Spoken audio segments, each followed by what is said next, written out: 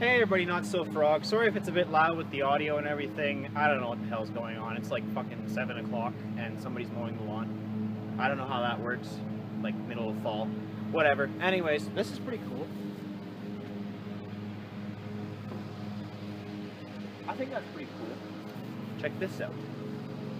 Sawblade. And you know, like this side, it flies pretty good just by throwing it by hand like a frisbee. But, you know, I wanted something that wouldn't cut your hand up, and I wanted something that would kind of launch it a bit farther. Ooh. Mucho bueno. Mucho bueno. So, this is the Sawblade launcher. I'll bring the camera up close, like I usually do, and show you a little close-up of this. So the main body here is made from a piece of plexiglass with a lot of holes drilled in it using a hole saw and a 3/4 inch drill bit. There's an adjustable spring-loaded little detent here to hold the saw blade in place. You can adjust it so you can use different weight projectiles and keep them in stronger when you're swinging. It also adjusts when the projectile releases in your arc of your swing. And to keep this plexiglass rigid, I've used a piece of angle aluminum. It does bend a little bit, but you can easily fix the bends by just taking it apart and hammering it on the anvil. The kind of crude handle is just a piece of flattened pipe, which is bolted onto there and then wrapped with some hockey tape.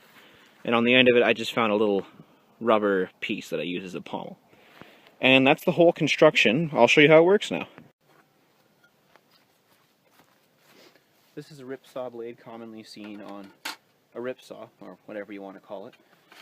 Take a swing with this.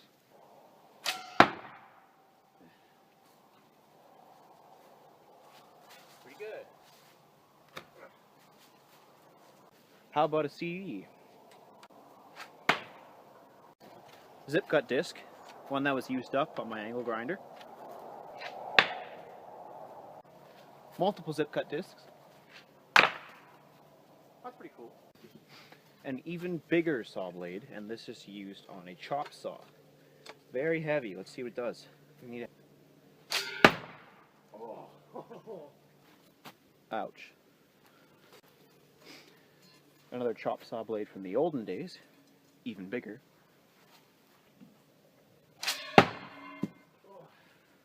Too heavy for this. And this is a plywood saw with very small teeth. I doubt it'll stick in, but I'd like to see. Yeah.